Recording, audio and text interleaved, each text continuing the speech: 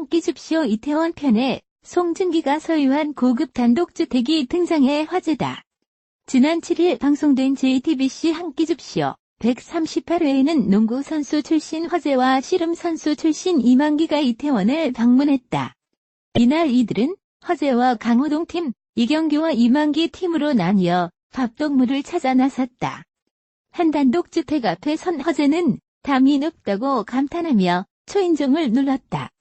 하지만 고장 난 것인지 초인종 소리가 나지 않았고 강호동은 이 큰 집의 벨이 고장인가? 라고 의아해했다. 그런데 이 주택은 송중기가 소유한 주택으로 알려졌다.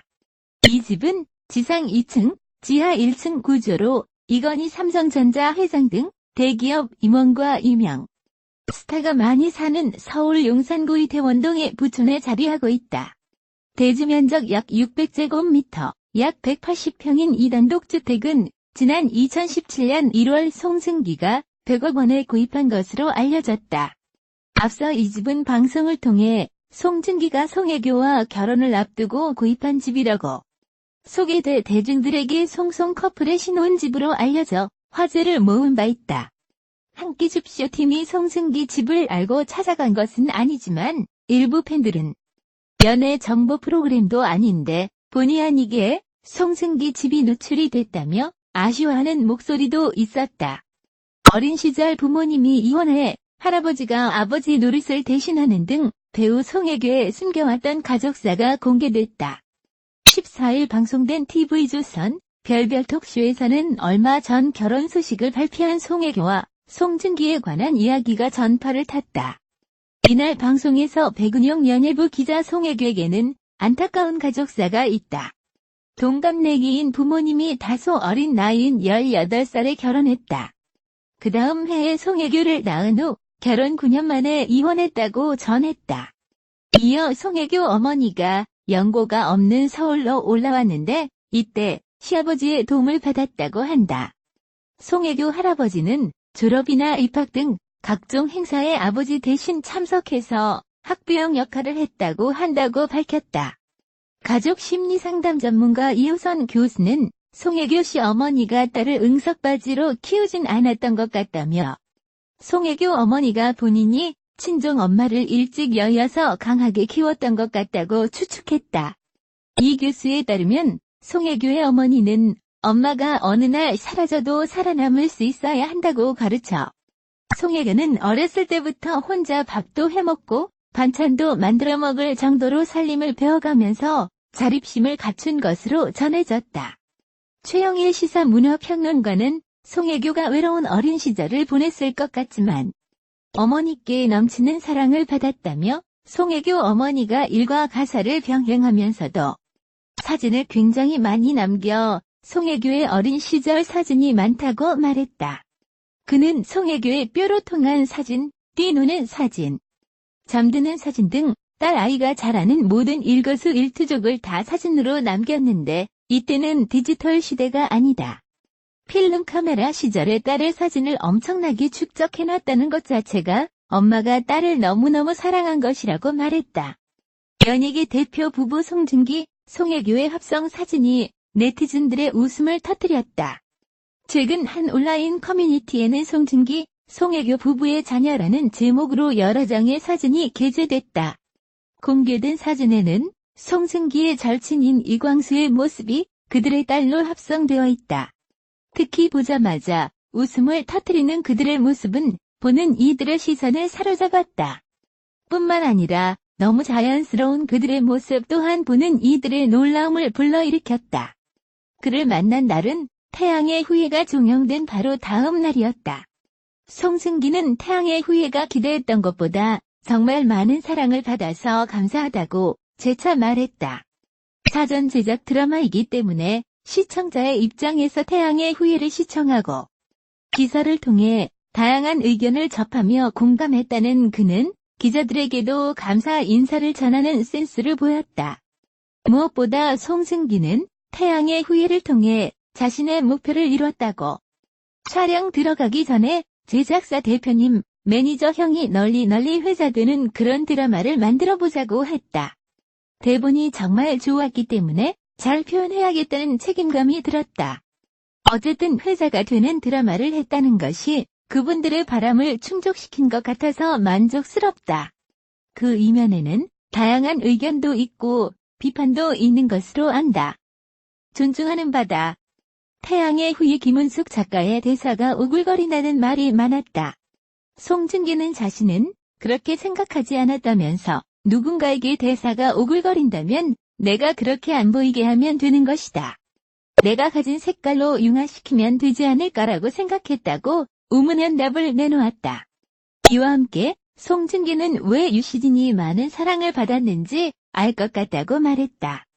유시진에게 어떻게 해야 여자가 좋아하는지를 배웠다.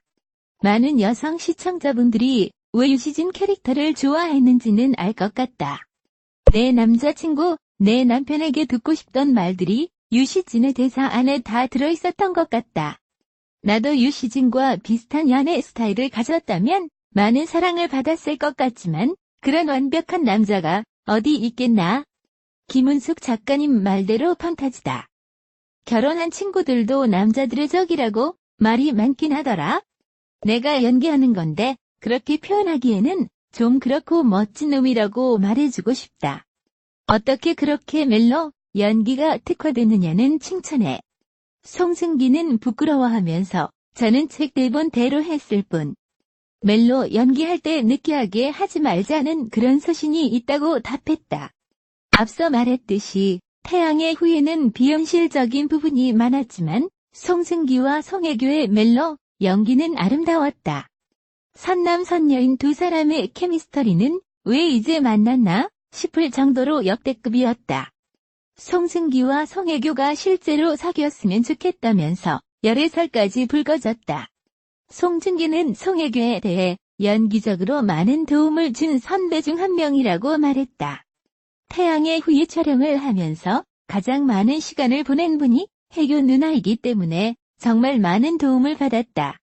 저는 넘볼 수도 없는 선배님인데 그 위치에서 계속 노력하고 있는 모습들을 보면서 괜히 이분이 송혜교가 아니구나를 많이 느꼈다. 굉장히 배려를 많이 해주시는 편이었다.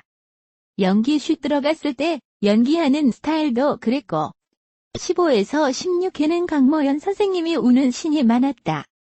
제가 부상을 많이 당해서 요양하고 있을 때 몰아서 찍은 것이다. 그때 송혜교 씨가 감정신을 연달아 하면 힘든데도 본인이 자처해서 몰아서 했다.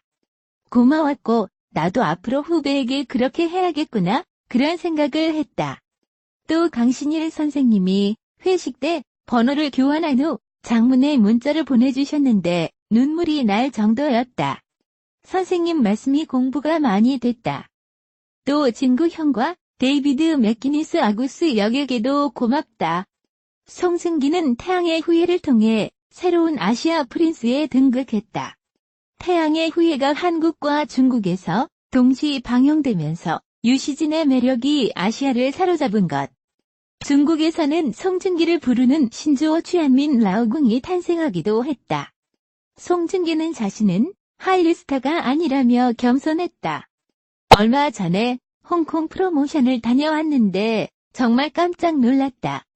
해외 팬분들의 사랑을 기사로만 접하다가 직접 몸으로 느낀 것은 처음이어서 의미가 있었다.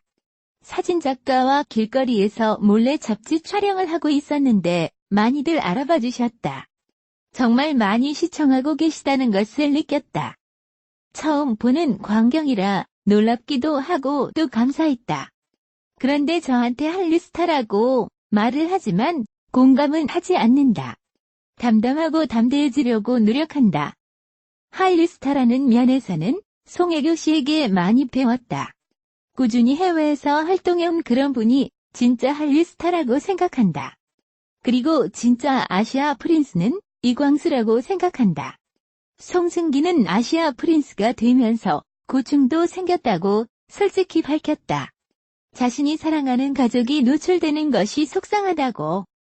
이날 송중기는 그 어느 때보다 조심스러워 보였는데 이유도 이와 관련된 듯이 보였다. 앞서 성격을 얘기하다가 아버지와 많이 닮았다고 하다가 말을 바꾸기도 한 그는 가족을 지켜달라고 힘주어 말했다. 저는 정중하게 말씀드리는 것인데 요즘 솔직히 속상하다. 가족들이 언론에 노출이 되고 저희 집에도 들어오시고 제가 감당해야 할 몫이라고 생각하기에는 슬픈 부분이 있다. 아까도 정중하게 가족 얘기를 하다가 안 하기도 했는데 저도 개인적인 것들은 양해를 구해야 하지 않을까. 제 예전 여자친구 사진까지 돌고 그런 것에 대해서 좀 속상한 부분이 있다. 그런 부분은 개인적인 일이라고 생각한다. 송중기는 벌써 데뷔 9년 차의 배우다. 2008년 영화 쌍화점으로 데뷔해 2010년 KBS 두 성균관 스캔들로 얼굴을 알렸고 2011년 SBS 뿌리 깊은 나무에서 연기력을 인정받았다.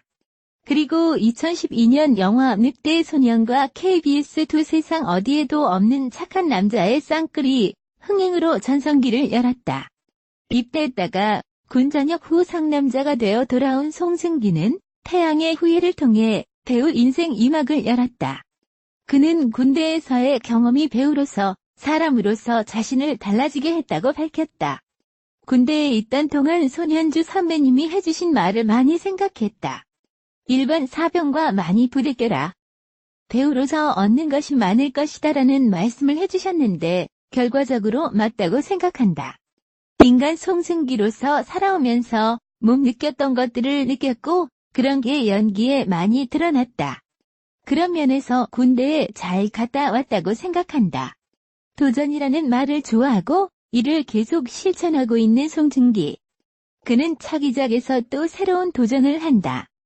송중기는 베테랑 류승원 감독의 신작 구남도의 황정민, 소지섭 등 내로라 하는 선배들과 함께 캐스팅됐다. 그가 맡은 역할은 독립군 박무영.